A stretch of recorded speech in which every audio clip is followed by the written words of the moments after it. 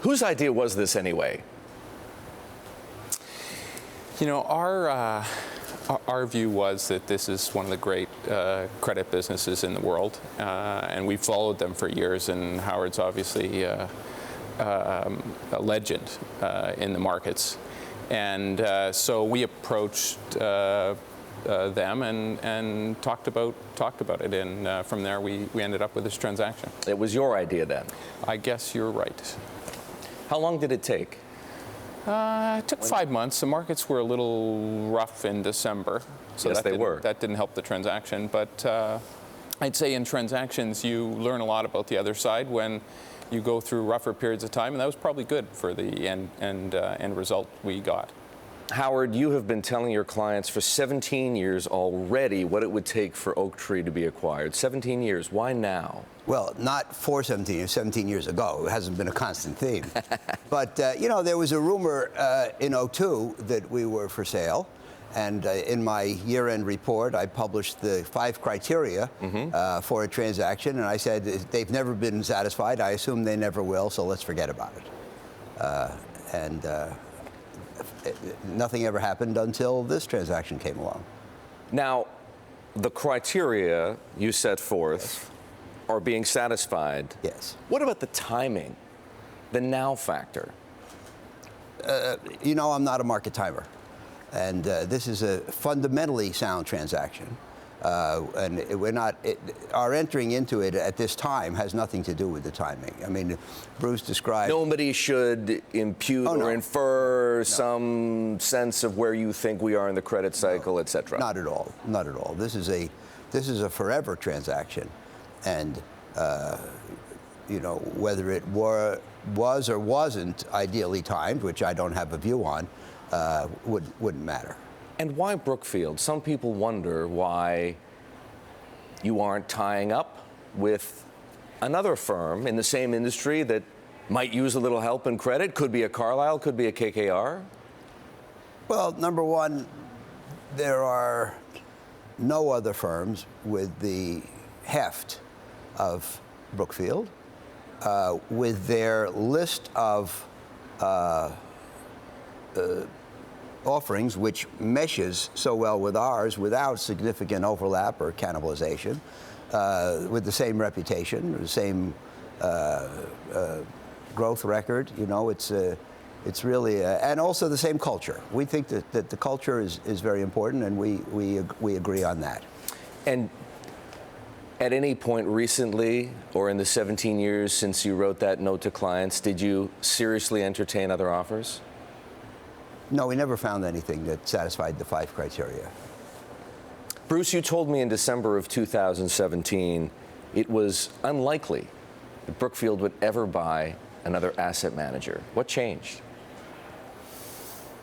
I guess you always have to eat your words sometimes. But look, I would just say it's not something we've ever really thought of too often. But as our clients get bigger, and the offerings need to be, our offerings need to be larger. The one area that we were lacking to be able to deliver to them is credit. And this business is large enough that it can be delivered to our clients.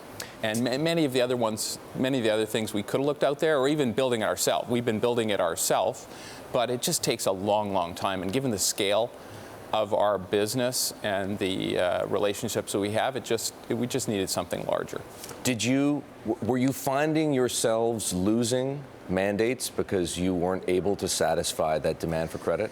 You know, I just say it more positively. I think the additive nature of this to our institutional relationships will be highly positive, because we're going to be able to deliver a number of these products to them on top of our private equity strategies, private equity real estate infrastructure, private strategies, which are very large scale, and this will be able to go along with it. To what degree was this a matter of being able to compete better with Blackstone? You know, look, there's room for many of us out there. This is a 30, 40, 50, going to $60 trillion market. There's an enormous number of managers that are out there, and we compete with lots of people every day. This is just about us delivering for our clients. That's it. And it's not really relevant who else is out there. And there's some great institutions out there, like Blackstone is. They're an excellent institution. I ask because you compete with those other firms for AUM. In some cases, your clients, the end investor, is deciding to invest with you instead of with Blackstone or with Carlyle or with KKR or with Apollo or with TPG, and the list goes on. Yeah, I just think there's room for many. Look, you're talking, you mentioned 10 names. This is a $50 trillion market. And a lot of them today are doing it themselves as well. So there are, yes, some are giving it to others, some are giving it to us, some are doing it themselves. There's a large institutional world. Howard, this may be the biggest shakeup ever in the alternative asset management industry. How do you expect the other players to respond? I was asked that last week. Will this set off a wave of consolidation? What do you think? Well, the challenge is, who else are you going to find like Brookfield? I mean, if you think about the criteria that we've been discussing, the size, critical mass, the culture, the meshing of the products, there's not a second candidate. So I think perhaps lots of people would like to produce combinations, but I don't think there's a natural one as obvious as this one. But there are other firms in credit, for example, HPS, Oak Hill, Owl Rock has become a big firm all of a sudden. Right. And just as Oaktree was, for the most part, they're still principally in one asset class. Do you think, both of you, I suppose, do you think the future requires a full suite, every scale operator to have a full suite of products? Look, I would say the institutional world is large. There are specific managers that can deliver specific products, and they all have their niches. What we're doing is dealing in large scale with many institutions around the world, and having a suite of products is very helpful. That's just different. It's not better or worse, it's just different. Do you agree? Well, I do agree, but what you were emphasizing in your list were the acquirees. My question is, who are the acquirers?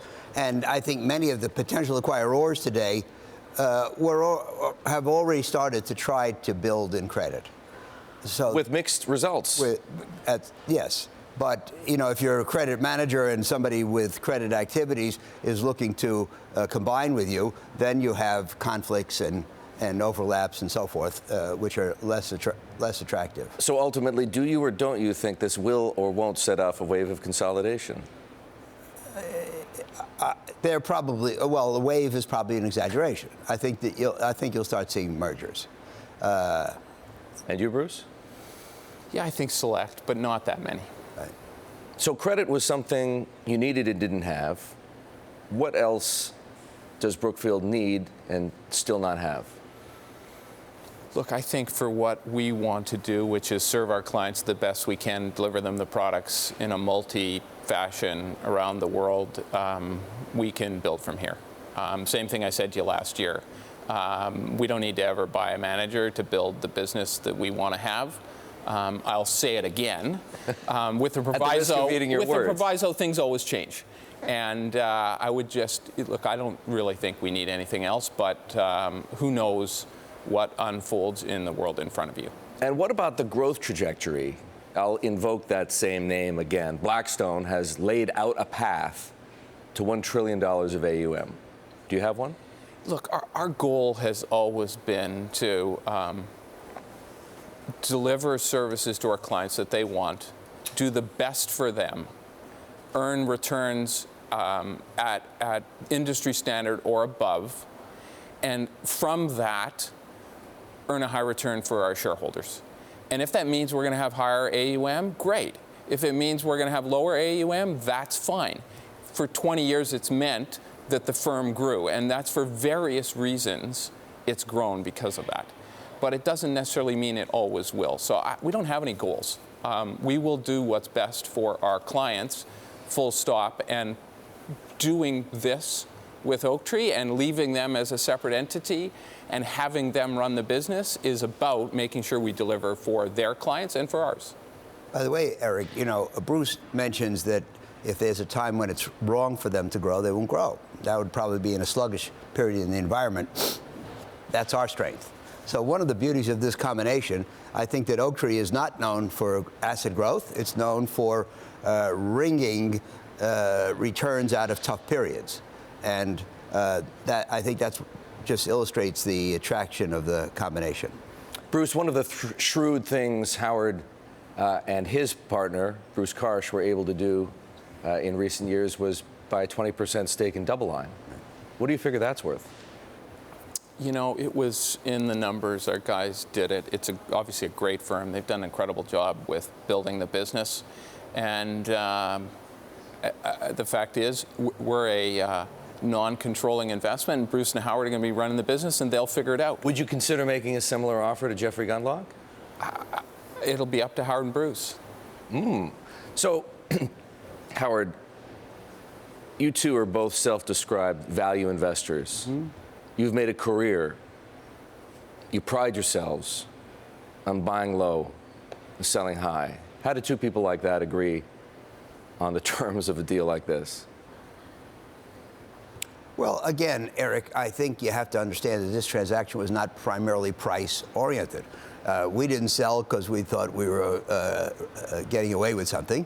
They didn't buy because they thought they were picking us off at a bargain price. It was a fundamental combination. We had to, price was a matter of fairness.